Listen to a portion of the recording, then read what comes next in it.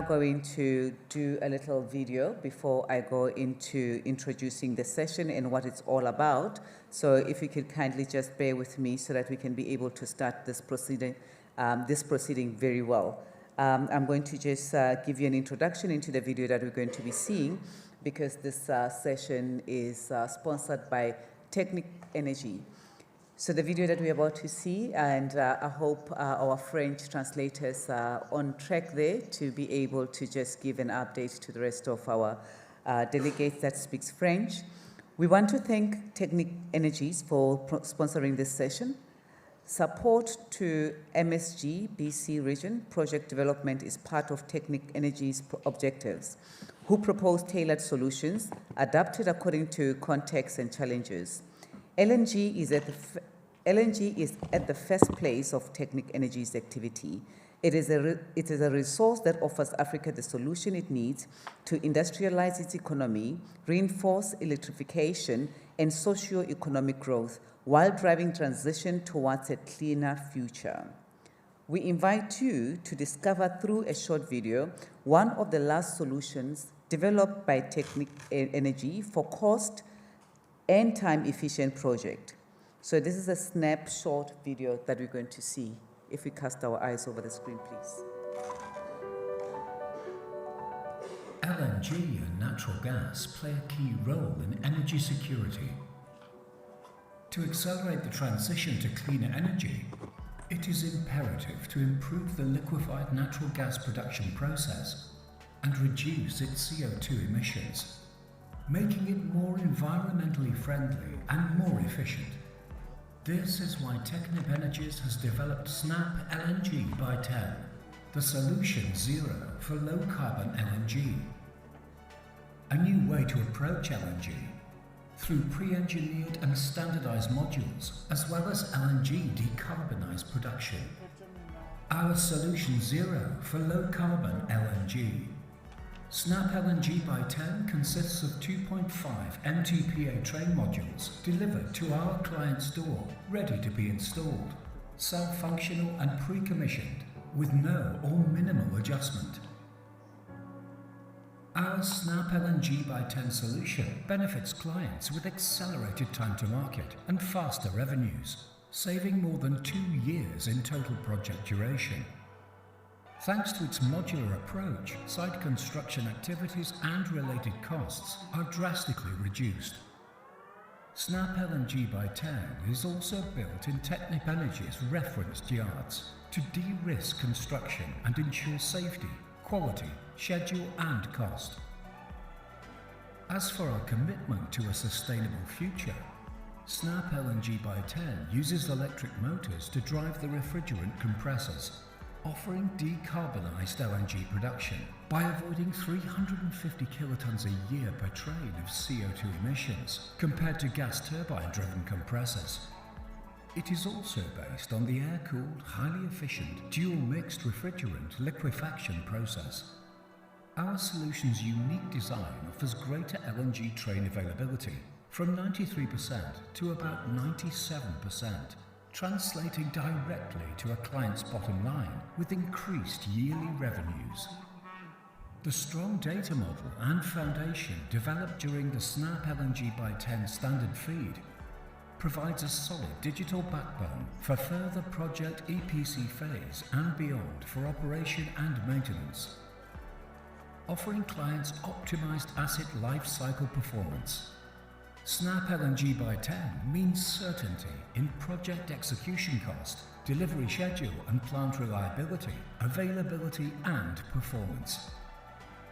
In short, it means LNG certainty. A new way of delivering LNG. This is SNAP LNG by 10.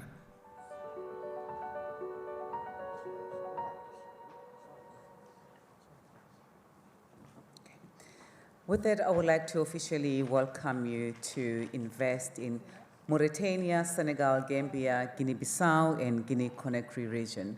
I am going to call now Laura Sima. She is a director Upstream Solution Research at S&P Global Commodity Insight. She's going to be the moderator for the session.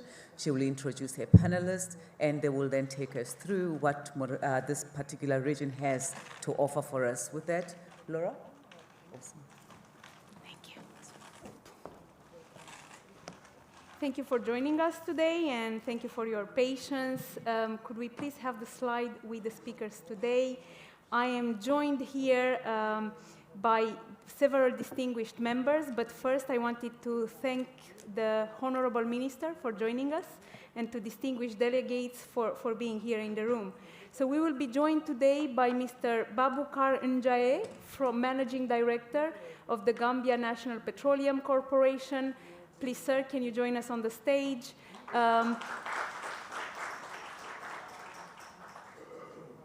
Mr. Mohamed Mansare, Upstream Director for SONAP. Mr. Arsene Frédéric Boissy, Promotion Department Manager at Petrosen EMP.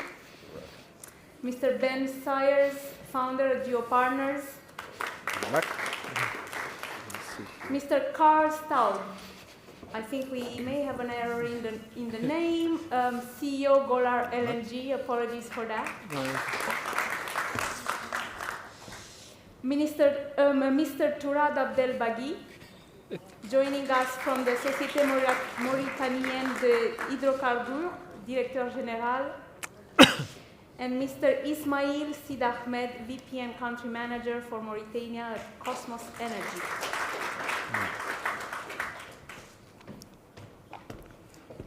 If I could take this seat, please, that would be absolutely amazing. No, I'll sit in the middle then. That's very, very democratic. I'll have to apologize given the delay. We'll have to say goodbye much earlier than wished to Mr. Ismail from Cosmos and to Mr. Abdel Bagui, as they are booked elsewhere, as you can imagine, very busy speakers and interesting partners to have discussions with. So I'll also skip the introduction I had planned for today. My name is Laura Sima, and I'll moderate this very interesting panel. I'll start with Mr. Abdel Bagui.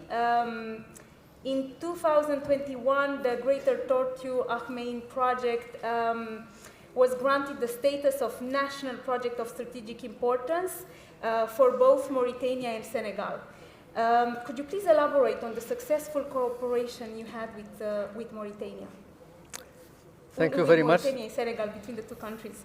Thank you for having me. I thank His Excellency the Minister for being with us in this session today. Before maybe I answer your question, I just recall that on the 21st and the 22nd of November this year, Mauritania will be hosting MSGBC session in Nouakchott. So you are welcome to be there in Nouakchott, to deepen the discussion there. On your question, I think GTA is a showcase for the good collaboration between the two African states and two NOCs, of course, with the partners, BP and Cosmos. It has been fast-tracked because of the two nations believe it in their capability to develop jointly these resources. It started by discovering early 2015 the field, and 3 years later, 3 years later, we have sanctioned the project. This is really a showcase to advocate in the region.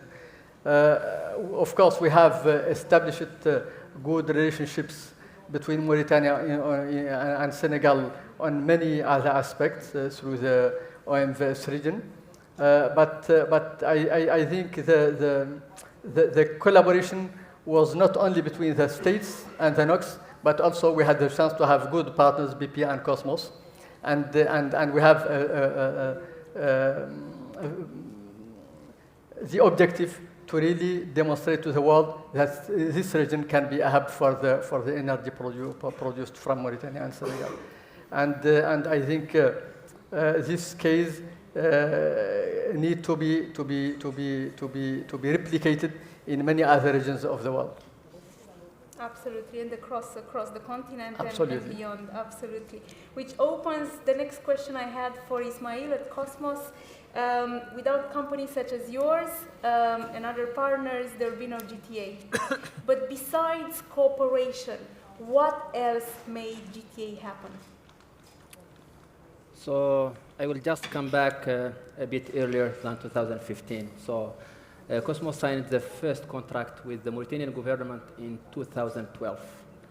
And we had 10 years of exploration.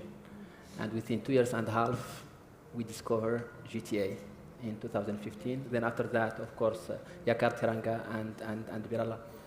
And this 2018, which is FID, discovery 2015, and the FID at 2018, it was the fastest project LNG between discovery and the FID, despite the fact we are in between two countries, despite the fact we don't have a regulation. We have to be very creative and very innovative on this, just to build up the unitization, to have the same law, because we have different tax, we have different regime from both sides. And the other challenge also we were getting is the complexity. So the country doesn't have experience in gas, and it's ultra deep water. It's 2,850 meter water depth, which is the deepest water in Africa. And also this breakwater, while navigating through geography between two countries, balancing 50-50, it's also a bit of restriction, technical and financial. And I believe we started early discussion with you, Carl, with your company. It's just to have that FLNG at the Cosmos time. Of course, we have a good operator, which is BP, so we are saying hi to them today. So they are not in the panel here. So what I can conclude on this, there was a good cooperation between countries and between companies. And this good cooperation overcame all these challenges I was going through right now. So I believe the future right now is in there, because we created the first LNG hub for Mauritania and Senegal. It's another one in West Africa. And it's just the start, right? It's just the start, because it's phase 1 of GTA. And we still have a couple of other phases to come, and we still have Yakar Teranga, we still have Birala to come. And all this hopefully will generate a good revenue for the countries, and will give to them also a good power for the industrialization of their country and for the population. Thank you. That's wonderful, thank you. And you are helping with another question I was having. You're just preparing the terrain for that. GTA and Sangomar are tangible assets. But how about these other discoveries made? How you make these material? Is it a development concept issue? Is it a fiscal issue? How do you bring more gas on stream? How do you unlock more resources? Yeah, so I believe the first constraint will be the financing. So looking today at the cost of 1 MTPA is roughly, I will say, 2 billion for 1 MTPA. So we have at least 30 TCF to develop between just MS, the party MS of MSGBC, right? So, which bring us to around $60 billion in the next, I would say, decade, in the next 10 to 15 years. This is something which need to be addressed very early, and we need also to be a bit innovative on it. Innovative how? Innovative in the concept, to go with the most simplest industry-approved concept, and also to use whatever also the flexibility of industry bring. I believe the demand of gas, it's going to be there, and the market will regulate itself, because when the cost go up, so the price will follow, because, yeah, so the market needs the gas, and they don't have other choice. So the flexibility also for the government, we saw it. So I was working in GTA since 6 years, and we navigated through, for example, COVID-19. And during this tough period, we saw a lot of collaboration between companies and countries. That is a key there, which we have also to see. Acceleration is a key, I believe, for the country, and they understand that. So the right company, with the right state is the word I'm going to say in here. Wonderful. Thank you. Mr. Staubo, you're the CEO of Golar. You've been among the initial partners in the project together with Cosmos. Yep. You are the largest floating liquefier. A round of applause. And you have a proven technology. So can you help with what Ismail was saying earlier on the simplicity of the project for the part in the value chain that concerns your business? Yes, absolutely. So it's right, as Ismail said, that we were signed up to the project in 2018 to be the liquefier in the whole GTA, so enabling the monetization of the field. It's also true that we have the longest track record. We delivered the world's first FLNG. On Saturday this weekend, we delivered cargo number 100 from Cameroon. And this month, we're about to take delivery of Gimme, our second FLNG, to start a 20-year contract on the GTA field. So we're looking forward to continue the cooperation. Can we help? Yes, absolutely. So on GTA, there's around 25 TCF of proven reserves. If you produce that from Gimme alone, she needs to stay there for 250 years. We think she's a great asset, but we don't think she will survive 250 years. There's certainly a possibility to increase the current production on the planned first step of production on GTA, which starts at 2.5 MTPA. The existing infrastructure with the FPSO, breakwater, pipelines and so forth enable up to 5 MTPA. The only thing you need is an additional FLNG. We're ready to deliver that. We have $1 billion of cash, we have design ready, and we're willing to build our next unit. So we're waiting for the call. All good news. Ismail was talking earlier about, and thank you Ismail, was talking earlier about financing issues. You have divested some parts of the portfolio, so you're cash rich these days. Would you be interested in taking a stake in other parts of the projects, perhaps on the upstream side? Would that be economically interesting? The short answer is yes. So very simplistically put about how we think in Golar. So over the course of the last 2.5 years, the company has changed. We used to be involved in FLNG, LNG shipping, FSRU, and gas-fired power plants. Because we believe in that the commodity prices will be higher in the next decade versus the previous decade, due to what we think is overemphasis on renewable energy, we have divested anything but FLNG. So we've divested $7.5 billion of assets over the course of the last 2.5 years. We currently have no debt and we have $1 billion of cash. What we're looking to do is, our company is very committed to Africa. What we want to do is to develop proven and associated gas reserves, which are either left in the ground or flared. We want to utilize our FLNG technology to monetize these assets for the good of the country in operation, for the good of local content. We have significant local content in Cameroon. We have 42% local content on board and significant local purchases. It also helps the environment because instead of flaring, you monetize the assets. And you also help the world diversify its energy sources, which is increasingly important. So for us, we are committed to see FLNG growth projects in Africa. And if that means that we need to invest upstream as well, we will do it if the economics make sense to us. That's great. Thank you very much. I know, would you like to add something, Mr.? No, thank you. Just. It's good news. Yeah, thank you. And you need to leave us. Do I have time to squeeze a question on local content? Okay. Quick question, given that Mr. Staubo was mentioning local content, it's an important piece of the puzzle. How do you expect local companies and employees to benefit from the sector in the country? Excellent. I think I will elaborate on his point on the local content, and thank you for Golar for accompanying us to build this local content. And of course, Mauritania is working on regulation to guide the operators to the objective, to demonstrate or to fix the objective for any development. And of course, Senegal also, they have already their regulations on that. And we are joining our efforts to define what are the stages efforts that are required from the operator in terms of supply chain, in terms of personal recruitment, in terms of social investment, and we have progressed very well. Of course, we understand that the journey is not it should be long, but we have started and start seeing the efforts of our operators in the subject. That's wonderful. Thank you very much. Thank you, and I apologize, I have to leave. Much appreciated. Thank you. Thank you.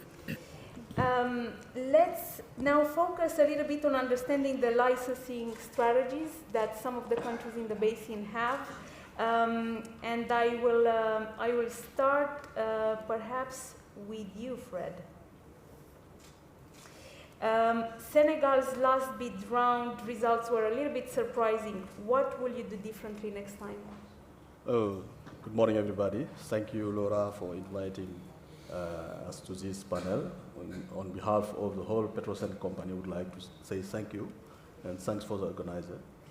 Yes, unfortunately, our licensing round was launched during at the time that we was facing the COVID-19 period, and it was not, unfortunately, a successful one. So since that, we tried to start what we call the direct negotiation with the company who are interested in our area. So we still have it was 12 open blocks in offshore, but since 2 years ago, we do have 4 relinquished blocks from our partner BP Cosmos and from our partner Woodside.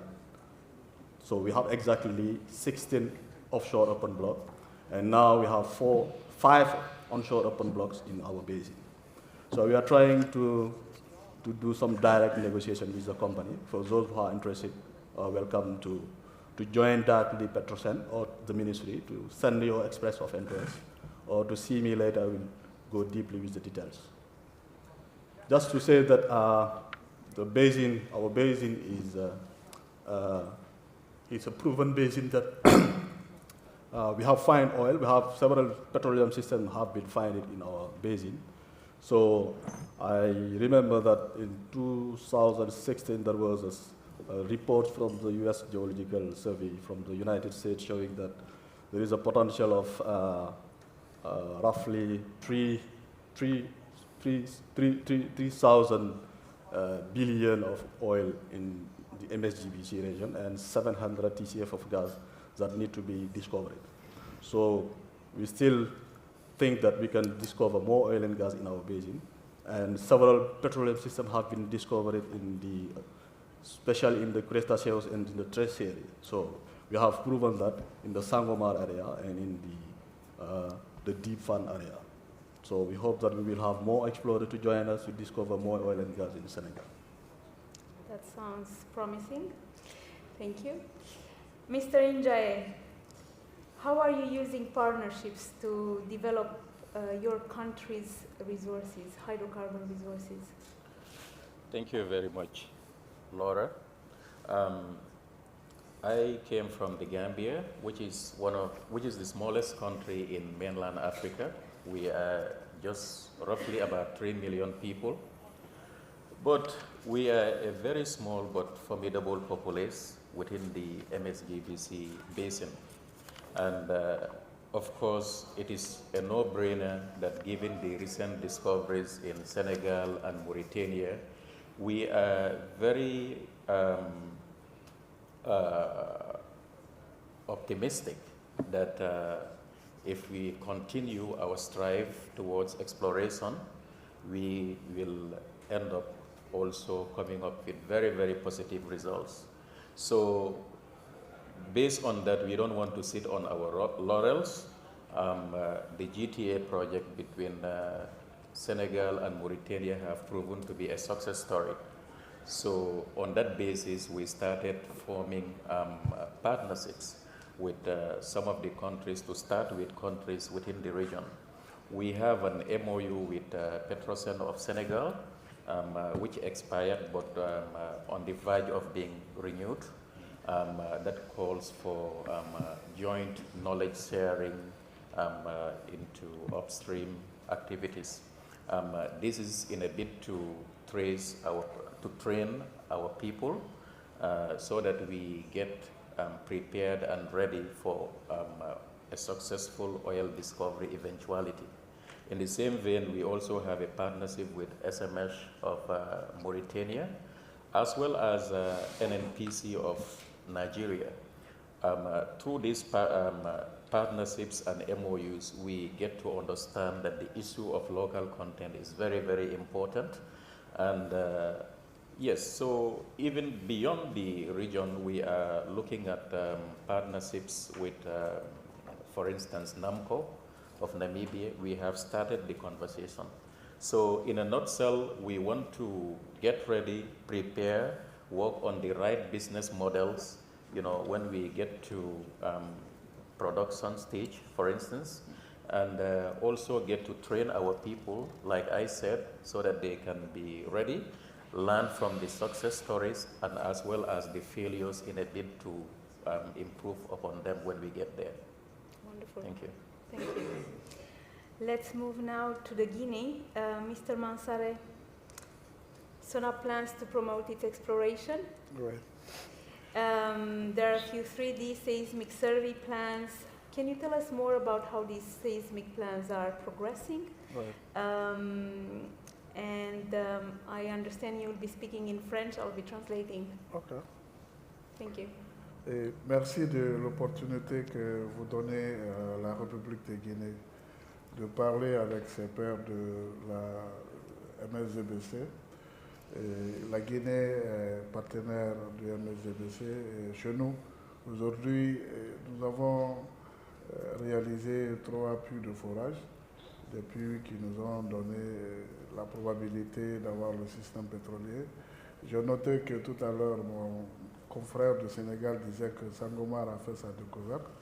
Et moi, j'avoue sincèrement que nous avons le même système pétrolier. Donc, ça nous donne plus d'espoir de croire que ce qui a été fait à Dakar peut se faire en Guinée. Aujourd'hui, la Guinée a 22 blocs offshore qui sont tous ouverts, qui font une histoire de près de 80 000 km². Ces blocs, on a fait des études dessus, des études de 3D qui font 15 000 km². Et on a fait aussi des études sismiques de 2D qui font à peu près 64 000 km². Donc ça veut dire quoi? Ça veut dire que nous avons besoin de partenaires qui pourraient venir chez nous, nous accompagner à conclure ces études en termes de sismique. Voilà, donc nous avons encore du 3D à faire, nous avons encore du 2D à faire. Donc la Guinée est vraiment ouverte aux partenaires qui souhaiteraient venir et puis qui souhaiteraient travailler avec cette république. Il n'y a pas que ça, nous avons d'autres opportunités qui ne sont pas que sismiques. On a d'autres opportunités en non-sort. On a 6 grands bassins en République de Guinée qui font à peu près 120 000 km². Ces bassins, c'est des bassins qui font frontière avec la République sœur du Mali, avec la République du Sénégal, donc avec ces pays qui ont su aborder leur exploration et ont pu mettre en exergue un certain nombre de valeurs en termes de découverte. Donc ce pays aujourd'hui est en quête de partenaires. On est en quête, bien sûr, de personnes de ressources qui soient capables de nous accompagner. Parce que la Guinée aujourd'hui, elle est disposée à recevoir tout partenaire capable, parce que c'est une volonté politique. Je profite de ces instants pour dire que aujourd'hui, l'autorité guinéenne a tout mis en place pour faciliter à ce que les partenaires viennent investir chez nous. Donc il y a un contre-struct, la loi elle est favorable, et puis il n'y a pas de, je dirais, il n'y a pas de corruption. Et vraiment, on est ouvert aux opportunités qui pourraient s'offrir à la République de Guinée. I'll need a very good USB memory space to say all that. But I think I remember the following things. You are very open to partnerships. Yeah. You have 22 blocks offshore, around 80,000 square kilometers. Some 2D seismic has been done, as well as 3D, but there's still more work to do, and you are working with international partners to continue seismic activity. I think I've also heard around 120,000 square kilometers near the border with Mali and Senegal onshore, around 6 blocks. that could also be an option for future seismic work. You have 3 drilling wells, and it's something you've added, and I think is very helpful for the audience here. The political climate is in favor of the EMP activity. So you were mentioning the terms are good, attractive, competitive in the region, as well as having a new government that's open to international presence in Guinea. Have I translated properly? Yeah, correct. So thank you. That is very good, and I think very good news for the audience and those interested to explore the basin beyond Mauritania and Senegal. But let's come back a little bit and understand more from the lessons. I think I've heard that from Mr. Njae, looking at best practices, lessons from Mauritania and Senegal. So I'll come back to you one more time, Fred, and ask, in the current project, how do you manage to deliver on a fast, tight schedule? And we've heard how tight that was. Oh, yeah. Thank you, Laura. Yeah, it was quite exciting to make our first discovery after spending 30 years without drilling a well in our offshore basin. It was quite exciting to make the discovery, the Sangomar discovery. We spent almost 3-4 years doing the appraisal, and then we end up in 2020 signing the FID for the project. And it was quite challenging because it was the first time we were drilling some horizontal well in offshore in more than 1,500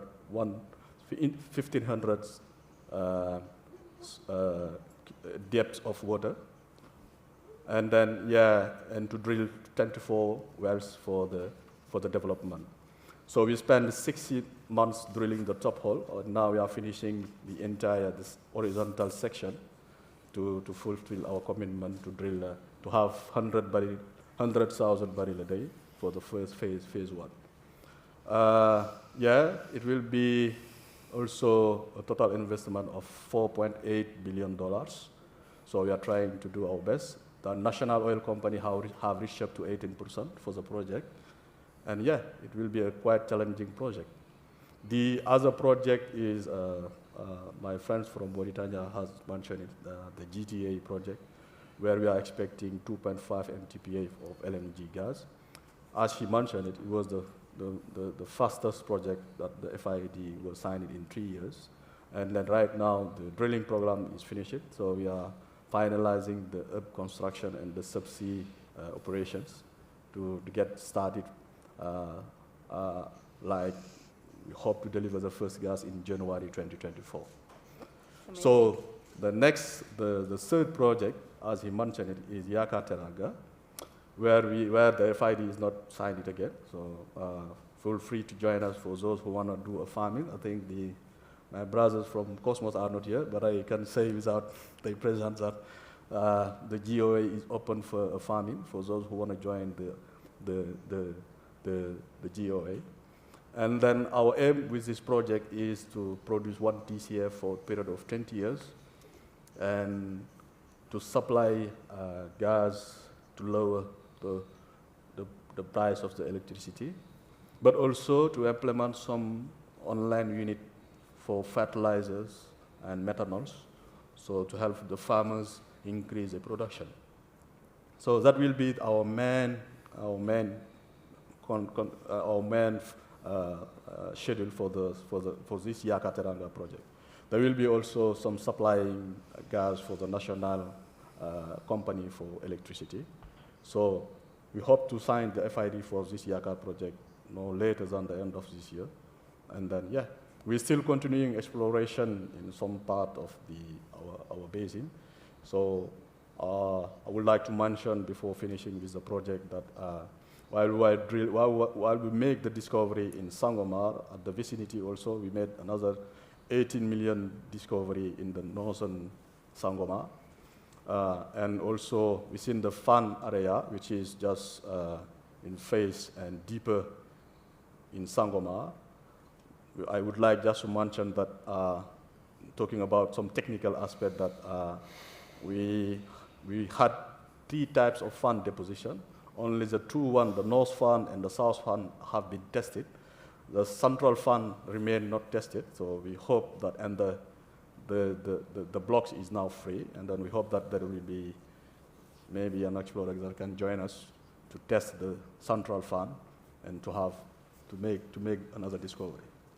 So overall, we are focusing on these three projects. We hope that we're gonna we're gonna deliver the first gas in January 2024 and deliver the first oil by June 2024. Thank you. Wonderful. Thank you. I think there were a lot of good news from our friends from Golar as well. Some gas plant to come online at some point, and they will need that kind of partner. I have one more curiosity. Can I ask that question? Yep. Go ahead. The FPSO for the GTA project is made of more than 80,000 tons of steel, 37 kilometers of pipe stalls, and 1,520 kilometers of cable. So how do you manage local content, and what's the right balance between local content requirements but also ensuring you have the necessary capacity for these projects to be developed? Yes, thank you, Laura, for this question. I think once when we made our discovery in 2024, the first thing the government asked us to do is to try to learn from the other countries like Nigeria, Ghana, and Norway, how they deal with the local content, some local content issue. So some technical from the ministry was sent, some technical agent from the ministry was sent to these three countries like Nigeria, Ghana, and Norway, just to learn some good practice. So, and then we end up in 2019 setting up a local content committee that will deal with the local content issues. So, and then also in 2022, we set up a kind of platform, a digital platform, where the national oil companies can be joined, can be linked to the local company, the Senegalese local company, the job seekers, just to dematerialize some tendering, the process of the tendering. So this platform also may link the national oil company, but also the academics, the local community, everybody that can be involved in this digital platform. And the price is very cheap for the, depending if you are an IOC, a subcontractor, tier 1, tier 2, the price is very different and it's very achievable. So, and then we also, for the national oil, the national committee who take in charge the local content, we have three types of regime. We have a regime, a non-exclusive, an exclusive regime, which deal with the job which is linked directly or indirectly with the hydrocarbon sector, which is firstly dedicated to the Senegalese local company. We have a mixed regime where the foreign company can join with the local Senegalese company, and where the local company can reach until 21% of the percentage. And we have a non-exclusive regime for some very high-level activities like subsea operations, something like that, where it's open for the company, for the foreign company, to have until 80% of rate. So that's where we are now. We hope to do better while we are continuing with our project, and we'll see what happens. Wonderful, thank you. We've lost Cosmos on the panel, but can I ask you, Mr. Staubo, how these news on local content measures that Senegal is taking are benefiting your company, if any? No, I think for us it's important to have local content as part of our operation. So as I mentioned, in Cameroon, where we've been operating since 2018, we have 42% local content on board the vessel, in addition to obviously a local office. We do local purchases. We do local contribution programs where we do scholarships. We invest in infrastructure in country. We also do, or try to do as much local purchasing as we possibly can on equipment, canteen service, everything else that goes onto the ship. We've spent tens of millions of dollars of local purchases in Cameroon since 2018. So for us, it's a way of expanding the human resources that's required to operate our ships in country. So for us, that's part of the necessary development if we want to continue to operate in these countries, and that we are committed to do. Wonderful, thank you. Ben, I'll turn to you now for the next question. GeoPartners is a geophysical consultancy specializing in the creation, acquisition, marketing and financing of multi-client projects. Could you please explain a little bit more in detail the concept, the multi-client concept, and how is your company partnering with other MSGBC stakeholders? Yeah, sure. Thank you for the question. Multi-client has changed a lot in the last decade. So multi-client these days is typically seen as mono-client, with the multi-client company and the element being the time-saving element of getting EIA and the permitting out of the way, because everyone's under these tight timescales now to get a block award, and then they need to be drilling. Whereas if we can save a year up front and get the permitting done ahead of schedule, then it really expedites the whole thing. But in the MSGBC basin, the standard, the true multi-client model still remains. So I think it remains because, well, firstly, the surveys themselves, everybody is still interested in understanding how the discoveries in one area of the basin will work around the rest. So just stepping back, multi-client is as it sounds. Shoot a survey once, license it many times. The more times you sell it, the more times everybody makes money, but the more times there's more knowledge shared. So the more times you share that data, the more times people aren't wasting resources doing the same work again and again. And that can be human resource, time and effort, but it can also be vessel time. There's no point acquiring multiple data sets when one data set will do the job. So it's much more efficient and environmentally friendly in that domain. But in the MSGBC basin, one of the real benefits is it is 6 different territories. There's Mauritania, Senegal, Guinea-Bissau, Gambia, Guinea-Conakry, and then the AGC zone, which is a collaborative region between Guinea-Bissau and Senegal. So an operator trying to acquire a proprietary survey to understand what's going on in maybe Guinea-Conakry, to see if they have the same shelf plays that are working in Senegal or in Gambia. Proprietary, it's impossible. You can't. You're not allowed to. You can't shoot data in someone else's country. But working with all of the stakeholders, you're able to really do that cross-border collaboration. And as Ismail said, the cross-border collaboration between Mauritania and Senegal has really come out post-discovery, but pre-discovery was when, personally, I think that the real work, the real effort was undertaken. Because without that cross-border collaboration, the successes that were discovered in Senegal with the Fan discovery, the SNE discovery, the Sangomar discovery, wouldn't have been carried around the basin. So really the essence of multi-client truly exists in the MSGBC basin, partly because of the interactions with the stakeholders. And it is a collaborative basin.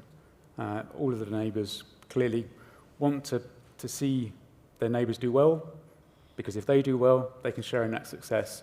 And the surveys that are acquired in the basin, 2D and 3D, can really work collaboratively for all of the nations involved. And then just to touch on something that Frederick said, the Fan discoveries, obviously Fan's been tested twice, and there's a middle reservoir that is still open and available. By having multi-client data, anybody can go and take a look at that data. Anybody can see if they believe in that potential, if they want to then go and talk to Senegal to take an operatorship.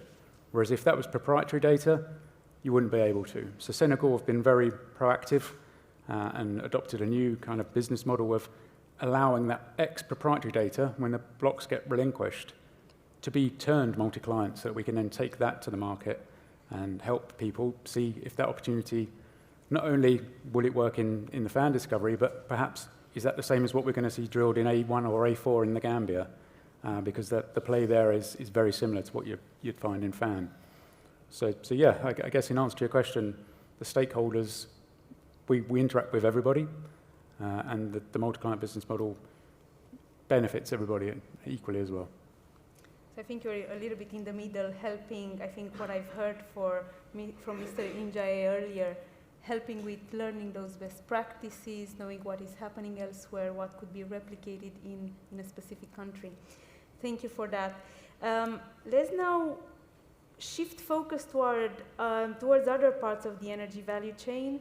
And I know there are some plans around power, and I'll ask Mr. Njaye to develop a little bit on Gambia's current installed power capacity and future plans to grow that capacity. Please. Thank you very much, Laura. In the Gambia, currently our available capacity is around 121 megawatts, and out of this, we have 30 megawatts coming from Senelec, from Senegal, and an additional 30 megawatts, which is by way of an IPP.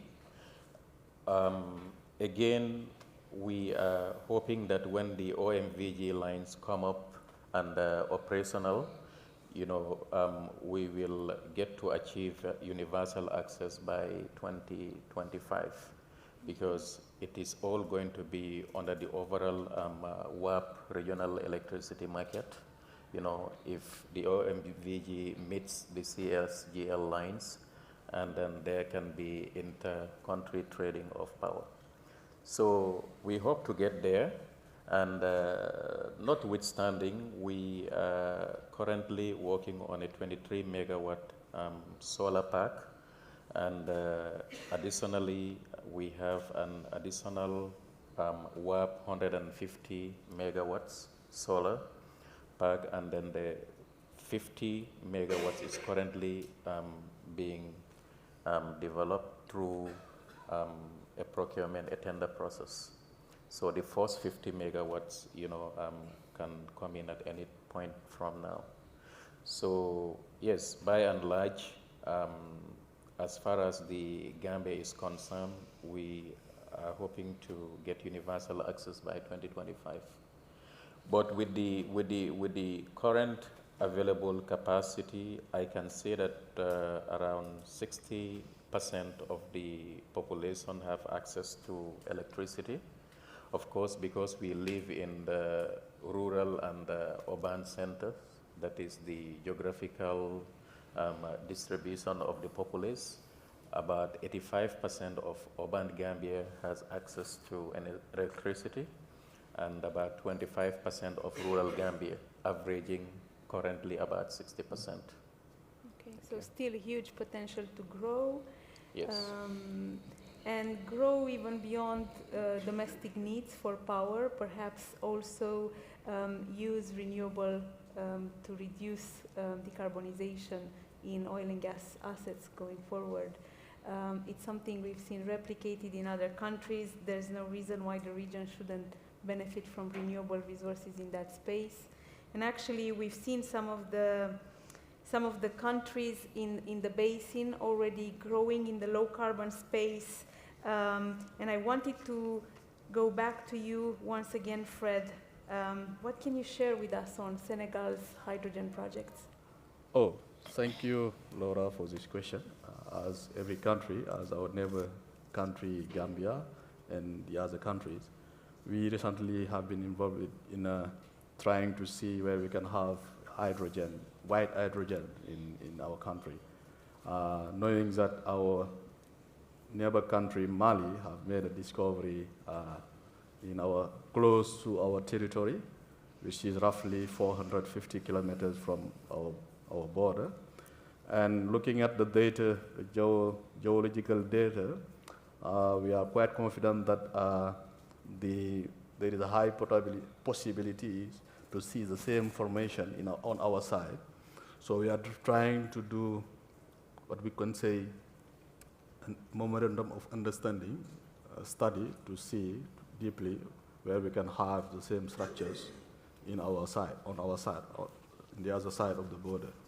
The Burakibu site, where they found hydrogen, is not so far from our border. But actually, the main issue we have is we did not put in our recent law and our legal framework the possibility to sign an exploration contract for dedicated for hydrogen. So we end up with knowing that what we should do is to make a study that can help make a decision and try to put this on our legal framework. So there is doors are open for those who want to do some project like green hydrogen in Senegal. So, but for the white hydrogen, we still at the place where we are looking at the data to see where we can find the extension of the formation we have seen in Mali, in the other side of the border. Understood. So, thank you. That's wonderful. And you have Mauritania with 4 MOUs as well on hydrogen, so some best practices there as well, perhaps to develop the hydrogen. Yeah, we have industry. seen some things, some good things that have been done by our neighbor country, Mauritania. Yeah, we're still open to. We usually, as we are close, we do some session, try to learn lessons, try to see what we can learn from the other guys. So as our neighbor country, Gambia and Guinea, we just come from Guinea 1 month ago, where we signed an MOU with our brother from SONAP. And then we were about to do the same with our brothers from GNPC Gambia. Unfortunately, our ministry was not able to join the Gambian ministry because they changed it this Wednesday. He was supposed to be here, but unfortunately, we have a new minister who is dealing with the new aspect. So we'll probably maybe sign this MOU once we go back. Yeah, just to thank the collaboration we are having in terms of inside the MSGBC, and tell to all of those who want to invest in the MSGB region. It's a safe region, and you are welcome to join us. All the countries that are sharing this MSGBC are involved in several MOU, still working jointly for a long time in several aspects. So feel free to join us to discover more oil and gas. Thank you. The opportunity will surely come in November, right, in Mauritania, when you meet again at the conference. Yeah. So hopefully we'll hear more on that MOU, but it's very interesting to see actually how cooperation on the more traditional part of the energy sector has been replicated elsewhere in other parts of the value chain. I would want to hear, Mr. Njaye, from you as well. Where is Gambia positioned into the global energy transition? Thank you very much. I think the phrase global energy transition is a household name within these circles, but we all have to accept the reality that there is still energy poverty out there, and there is still the need for oil and gas exploration. And from where I came from, given what we have in our basin, given the prospects, common sense dictates that we should continue in our exploration and production strives to get to produce what is there and perhaps get to cast our bets. And then we are on the same level playing field with the wider world.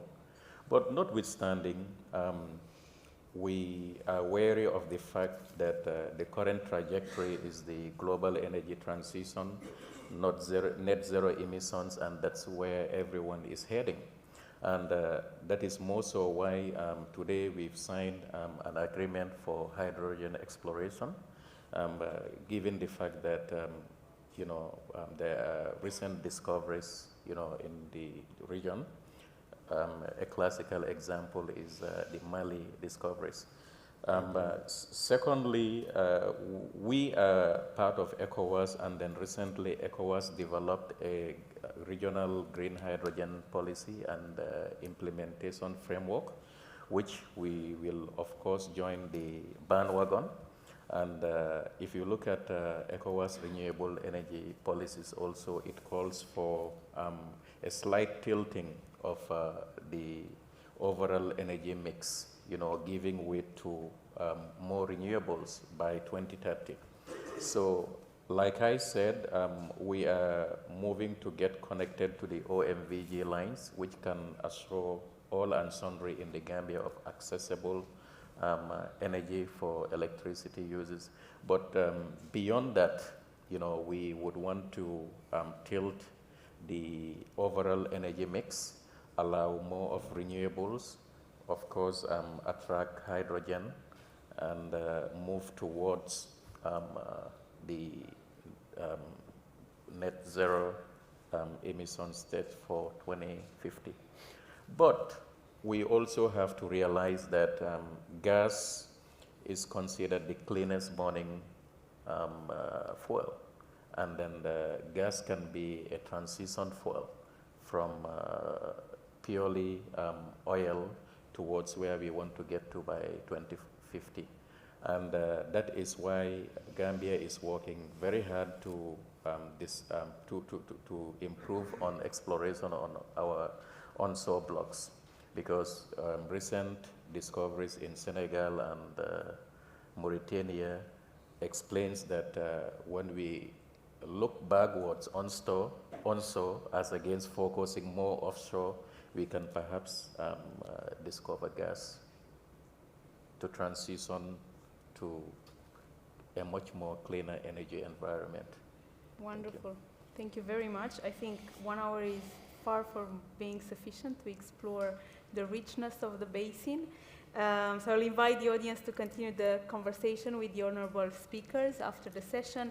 I think I've heard that the basin has grown quickly, just in 10 years, and the journey is a success for all partners, host governments as well as investors on the panel today, and is really a success characterized by cross-border cooperation, technical innovation, as well as smart policy making. And I think I've also heard that the region is ready to become a major exporter of hydrocarbons, but I hear also big opportunities in the new energy space, so we hope to hear more from you here on the panels by the end of the year on new MOUs signed and perhaps new projects. Yes. Thank you very much for your time, for your patience. A big round of applause for our speakers today, please. Thank you.